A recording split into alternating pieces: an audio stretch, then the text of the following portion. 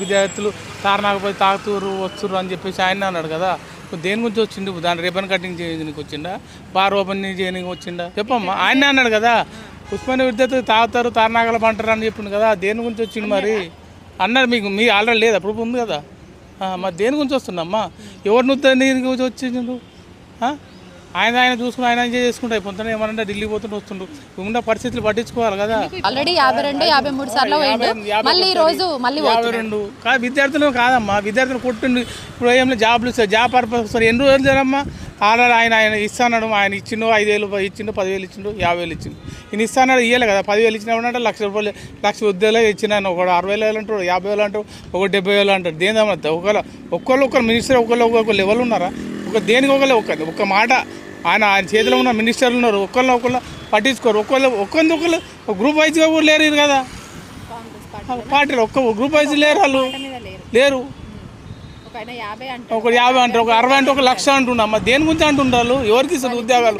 ఇచ్చేవాళ్ళు అమ్మా ఉద్యోగాలు తెచ్చుకుని తెలంగాణ తెచ్చుకుంది ఎందుకమ్మా? పోనీ ఈయన చేస్తున్నాం, ఈయన చేతిలో పెడితే గింతనా? మరీ దారుణమ్మా అమ్మ.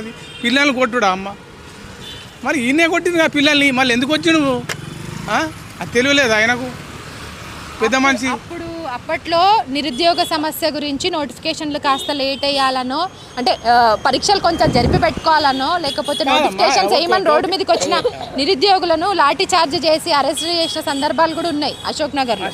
సో ఇదే ఉస్మానియా యూనివర్సిటీకి పీసీసీగా కూడా ఆయన వచ్చిండు, చాలా హామీలు ఇచ్చిండు, భరోసాలు ఇచ్చిండు. నేను వస్తే మస్తు చేస్తాను. ప్రెస్ క్లబ్ లాగా రావద్దు అన్నాడు. ఈయన ఏమన్నాడు? కేటీఆర్కు రేవంత్ రెడ్డి వచ్చి మీటింగ్ పెడదాం. ప్రెస్ క్లబ్లో ఎన్నిసార్లు పెట్టుకోలేమా? క్లబ్లో మీటింగ్ అయినా సీఎం కాకముందు ఎన్నిసార్లు మీటింగ్ పెట్టుకున్నాం. మీ క్లబ్లోకి రాను క్లబ్లోకి రాను అన్నప్పుడు ఈయనకు తెలియలేదా మరి? ఈయన 2 మాటలు మాట్లాడదు, ఒక్క మాట మీద ఉండడా అమ్మ? దున్నేది ఏ సీఎం అయినా ఒక మనిషి మాట మీద ఉంటాడు, కానీ ఈ సీఎం ఒక మాట మీద ఉండడా అమ్మ? చెప్పు. దేని గురించి చేస్తున్నామ్మా ఇంతగానో అన్యాయం? ఎవరి గురించి అమ్మ? పబ్లిక్ ఉన్న రూపాయి ఎవడన్నా ఆటోడు కానీ రిక్షా ఓడు కానీ ఎవరికన్నా క్యాబ్ కానీ ఎవరికన్నా సీఎం అంటే ఎట్లుండాలమ్మా? మరీ ఇజ్జత్ తీసుకుంటున్నామ్మా, తెలంగాణ ఇజ్జత్ తీసుకుంటున్నాం. ఆయన ఇలా స్టేట్మెంట్ చూడగా నెంబర్ 89% ఉన్నది ఆయన. అంత దారుణం ఉందా? అన్ని కేసులు ఆయన నెంబర్ 1లో ఉన్నాడు. అలా ఆయన గురువు ఉన్నాడు, నెంబర్ 3లో ఉన్నాడు ఆయన. ఏం గురించి చేస్తున్నామ్మా? ఇప్పుడు ఈ 2 ఏళ్ల పాలన గురించి చెప్పమంటే కాంగ్రెస్ పాలన గురించి ఏం చెప్తామా? చెత్త పాలన. ఈ పబ్లిక్ ఏమి ఇచ్చింది మీకు అందరికి కూడా? ఇండ్లల్లో కరెంట్ ఫ్రీ అంట, గ్యాస్ ఫ్రీ ఇస్తురంట, 500కి గ్యాస్. చాలా మందికి అన్ని పథకాలు అమలు అయిపోయినాయి అంట కదా. 6 పథకాలు లేదమ్మా.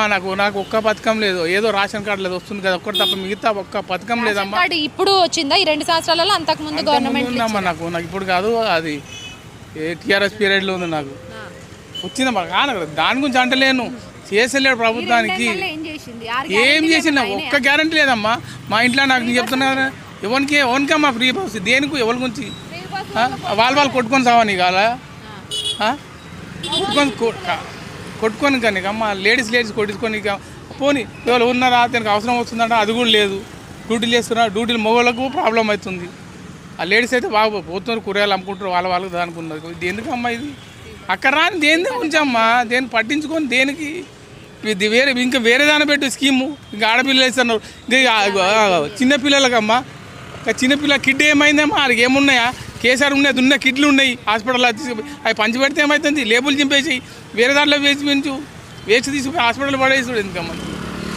ఆయన పేరు నీ పేరే పెట్టుకోరా నాయన, కానీ మంచి పెట్టుకోరాదు. ఆయన పేరు బదులు చేసుకుని ఉంటుంది. నీ పేరైనా మంచి చేసుకోరాదు. ఇంకా నీ మంత్రం కూడా నీ పేరు ఇజ్జత్ కూడా లేదు నీకు.